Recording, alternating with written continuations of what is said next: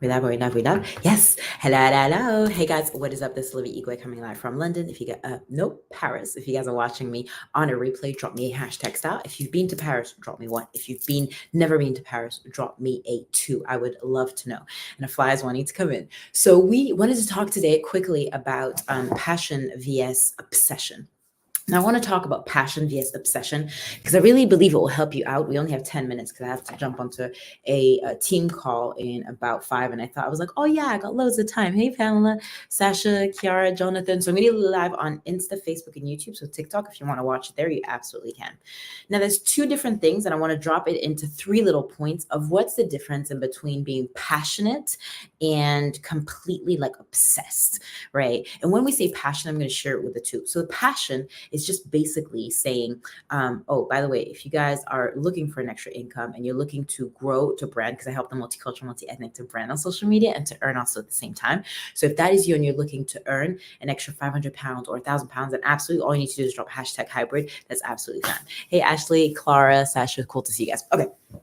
So the difference in between passionate and obsessive. Passion is when people say, oh my goodness, like you found your passion. It's so cool. So you found your passion in, I don't know, cookies, in baking, and maybe you found, like for me, like network marketing or just doing branding and selling, or, it could be earrings or whatever it is. It doesn't really matter what it is, right? At this point, it does not matter. Right. And people say, oh my goodness, you found your passion. Congratulations. It's so cool. Like passion, passion, passion, passion. Everybody will repeat that. And you're like, okay, I got the passion, but the passion at some point is okay, but you've got to be obsessive. Obsessive is when nobody's going to cheer you on. Passion people are like, oh my goodness, you found your passion. Congratulations. It's so cool. I'm so happy for you. Yay, yay, yay. Or when you've done your cookies, oh my goodness, congratulations. When it comes time to talk about your product, that's when the obsession comes in, because the obsession has to be, okay, can you stop talking about your product? Can you stop talking about your drink? Can you stop talking about network marketing? Can you stop talking about this? Like, you're being obsessive. I want you, Ashley. I want you, Pamela. I want you, Sasha. I want you, Kiara. I want you, Jonathan, to be like this.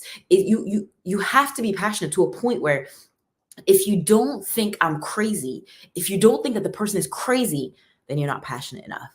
You're not obsessive enough. You have to understand that some people, and I'm going to bring it down to addicted, which I think maybe can help you out in some way, shape, or form. But I think it will bring it down to like the bottom part, right? Because if you're so obsessive about the product, I'll stand up for something. I don't want to stand up for that. I'm cool if you call me, oh, she's a network marketing girl, or oh, she's a Fitline network marketing girl. I don't care. It does not matter, because I know I can take you from point A to point B, right? Not everybody's going to understand you. I'm sure, Ashley, you saw it 100%, so you agree, right? The message that I got this morning, and it's funny because I got two confirmations. Well, two confirmations, one or two confirmations. I got one, literally, this lady was like, oh no, like I don't, and I always try and fish because you can never judge a book by its cover. But I could smell she wasn't really wanting the opportunity, but I still thought, maybe, we could fish and see. So I went through like the questions that I go through just to see like if I can qualify to, because I'm not going to show you more information if you're not willing to, get more information. Anyways, so I try and get more, questions and stuff. Anyways, so she says, look, it's not for me. And the way you formulate, like she was giving me all negative stuff, right? And then she says, I've never tried the product, so I don't think it can really work. I sent her a message. You can't test me. I joined a network marketing company. I didn't even know the product. So don't come at me like I haven't tried the product. You can join a business without even knowing the product, because I didn't even know the product, and 3 years we're in. So you can't tell me, because that's a limiting belief. I told her that. 10 minutes later, I got a message from another girl that's doing a detox, and she just messaged me. She's like, oh my goodness, the detox wasn't as bad as you said it was, because there's like a 14-day detox that you take, to lose weight. I just use it like just generally to cleanse the weight, right? If I've like eaten crazy, like I have buttons and stuff, like I have to do a detox, which is fine. It's not necessarily to lose weight. It's just like to cleanse the body. And she messaged me. She said, thank you so much for putting me on this. What does this mean? I'm obsessed about the transformation of the people that I can get. And it does not matter if Rita, let's call her Rita, does not agree, but Sasha here is happy at the results. Because you know why? You got to press the obsession and just be addicted about what you want. I'll be addicted all day, every day. Just like a friend, I went to go and eat with him, and he was talking about the products. He's tried it before, and then he's like, I stopped like really taking it because I was scared of being addicted. I'm like, hold up. And I know I have to get into I literally have 5 minutes before I jump onto the call. But this is what I want you guys to understand. I'm addicted, but like, how can you be addicted to supplements? You're not going to be addicted. You brush your teeth, right? I told him, you brush your teeth, right? Yeah. You brush your teeth every single day. Yeah. So that means you're addicted to brushing your teeth. He's like, I didn't think of that. Yeah, same thing. The supplements, you need them in your body anyways. So it does not matter. Same as soap. You wash yourself with a soap. I could call you addicted to washing yourself with soap. Same thing. I was listening to Daniel G, who's number 1 in sales, and he was saying he brushes his teeth like, I think 6 times a day. His teeth are really white, right? He's like, I just brush my teeth every time I eat. And he smokes cigars, so he has to brush. So I'm like, you're addicted to the result of looking and feeling good. So it's the same thing. And I was like, it makes so much sense. So in order for you to be addicted, you got to understand that, number 1, you have to pursue the interest that you have. You build the belief of showing up every single day, the consistency of showing up at the gym, at the consistency of showing up with the products, at the consistency of whatever obsession wins every time. Absolutely. You show up every time with the same thing, with the same energy. Now, does it mean that you're going to be excited about it? No, not all the time. This morning, I did not want to wake up. Right? Like, not in the sense that I'm like, I don't like my life. It's just like, I'm not in my home. I haven't worked out. I've been in Paris for at least like a week now. I haven't worked out. I don't feel like there's no routine. And I'm a very routine girl. So if I don't have routine, my body is just like, girl, what's going on? Right? So I'm glad that I can keep on small things, but you got to pursue the interest of what excites you the most. Right? Hey, Elizabeth, what is it that fuels you the most? What is it that you're like, oh my days, I could do this. Right? Hey, Candace. Number 2, the belief is the repetition of showing up every single day. Now, yes, going to the gym, you don't necessarily see the abs. Going to working out, you don't see it all the time. And I say abs just for you guys to understand, like, not everybody's goal is to go to the gym and work and like lose and show the abs. Like, please don't get me wrong, right? But the goal is for you to, if I told you that in a year, I'll give you this, because you guys know, hey, Michelle, how are you, buddy? You guys know that I ended up a relationship about 7 months ago, right? 8. It's going to come up to a year because I was talking to Anthony about it. And had I not put in the work, or had no one told me, because I walk in faith. Like, if you guys don't know me, like, I am your crazy girl that will believe in faith, even if it's not in the physical. Like, I'm delusional to a point where it's like, you're really obsessive at this point. Yeah, because I represent the multicultural and multi-ethnic. I know, I see the stage and stuff. Anyways, right? Fast forward.